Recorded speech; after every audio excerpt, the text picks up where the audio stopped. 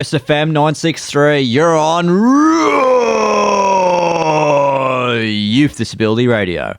I'm Brando McMillan, and you might remember way back in Season 3, I got a chance to interview a couple of blind tennis players.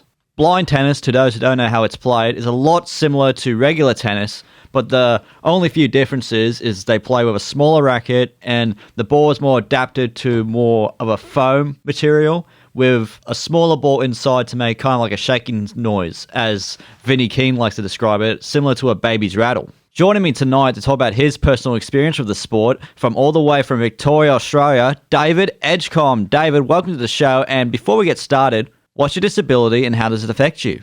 I don't specifically know the name of it, but my optic nerve went crooked and grew into the retina of my left eye, so that mainly affects my depth perception and 3D vision. But I'm legally blind in my left eye. Yeah, right. And like I mentioned in the intro, David, you're a blind tennis player, and I was just wondering, how did you get involved?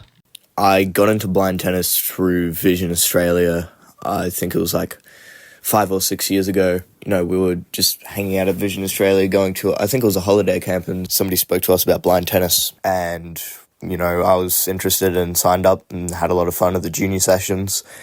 Around 2022, I went to the Victorian tournament, got completely whooped, but had a fun time. So I decided to go again to other tournaments, and, you know, I started going to the actual, like, adult training nights where there's, like, more of a competitive environment, and I started taking it seriously. Got any personal highlights? I think my personal highlight was probably winning my first game at a tournament, tied with finally beating someone who beat me 4 times before, which was just recently in the Brisbane tournament. Yeah, the rallies were competitive even at the start, so I finally managed to beat him, which was an amazing experience for me. Yeah, that's really cool, man, and I bet it must feel really good to win against all these people that beat you in the past. It just shows growth, I reckon.